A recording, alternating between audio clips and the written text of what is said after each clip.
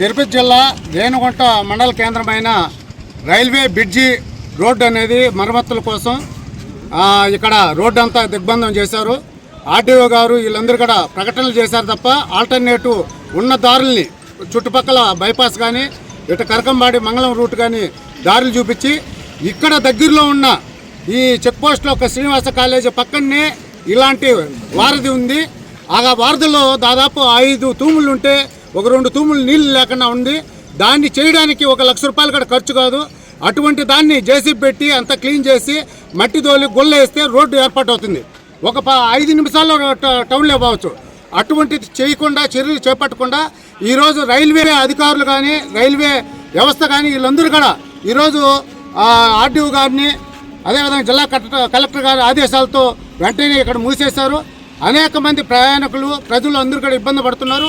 గ్రామ పెద్దలు ప్రతిపాదన పెట్టిన రోడ్డు ఆల్టర్నేటివ్ కూడా చెప్తే కూడా అది కూడా చేయలేదు.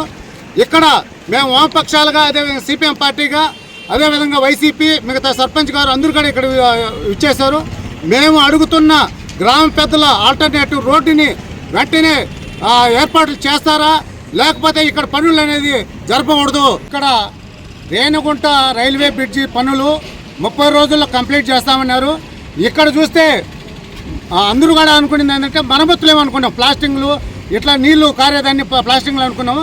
ఈరోజు చూస్తే పిల్లర్లు అనేది లేపుతున్నారు. ఇది దాదాపు 8 నెలలు దాకా పడుతుంది. 8 నెలల వరకు ప్రజల్ని ఇబ్బందికి గురి చేసేదాన్ని తప్ప ఇంకోటి కాదు. అందుకోసం ఈరోజు తెలుగుదేశం కూటమి ప్రభుత్వం అదేవిధంగా బీజేపీ ప్రభుత్వం అన్నీ కలిసి ఈరోజు నిర్ణయం తీసుకొని ప్రజలకు అనుకూలమైన ప్రత్యామ్నాయ దారిని అనేది ఏర్పాటు చేయకుండా ఈరోజు రైల్వే అన్న దివాళ్ళలో ఉందా, రైల్వే కుళ్ళు ఉంది. అదేవిధంగా జేసీబీలు పెట్టి పనిచేస్తే 1 లక్ష రూపాయలతో ఖర్చు పెట్టచ్చు. అందుకోసం మేము సిపిఎంగా డిమాండ్ చేస్తున్నాం. ప్రజలకు అవసరాల కోసం ప్రజాభిప్రాయాన్ని గౌరవించి ఈ ప్రభుత్వాలు వెంటనే ఆల్టర్నేటివ్ రోడ్డు ఏర్పాటు చేయాలని చెప్పి సిపిఎం పార్టీ నుంచి మేము డిమాండ్ చేస్తున్నాం. భారత కమ్యూనిస్ట్ పార్టీ సిపిఐ డెవలప్మెంట్కి ఎప్పుడు అడ్డు కాదు.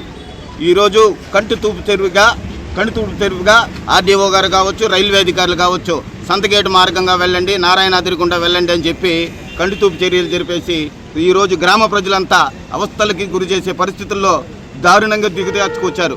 రేపు సంత, వారపు సంత, రేపులో ఎల్లుండి వారపు సంతను కూడా రేణిగుంట టౌన్లోకి తీసుకొని రావాలంటున్నారు.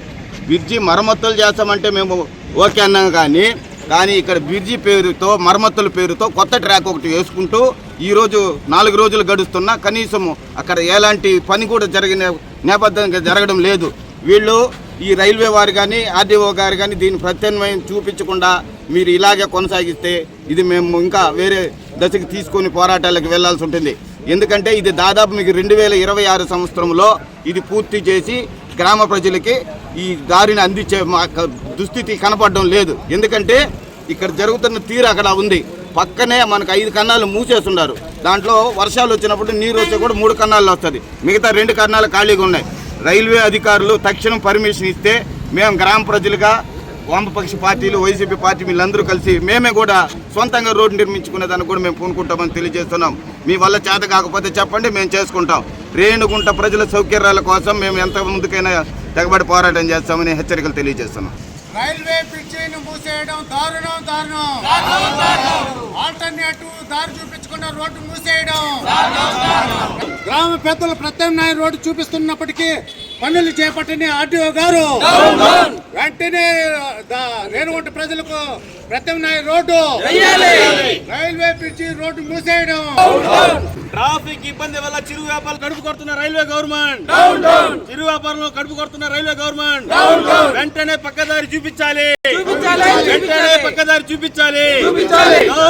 చిరు వ్యాపారాలు కడుపు కొడుతున్న ప్రభుత్వ రైల్వే గవర్నమెంట్ గ్రామ పెద్దల్లో ప్రత్యామ్నాయంగా చూపించిన రోడ్డుని వెంటనే మరో పక్కన ఉన్న రైల్వే బ్రిడ్జి కింద దారిని వెంటనే ముందస్తు చర్యలు తీసుకోలేకపోయినటువంటి ప్రభుత్వ నిర్లక్ష్యం అంటే వైఖరి, రేణిగుంట ప్రత్యామ్నాయం దారి చూపించకుండా చేసినటువంటి ప్రభుత్వ నిర్లక్ష్యం అంటే వైఖరి, డౌన్ ప్రభుత్వ నిర్లక్ష్యం అంటే వైఖరి, ప్రత్యేక రోడ్డు ఏర్పాటు చేయకుండా రేణిగుంట ప్రజలకు ఇబ్బంది పెడుతున్నటువంటి ప్రభుత్వ నిర్లక్ష్యం అంటే వైఖరి,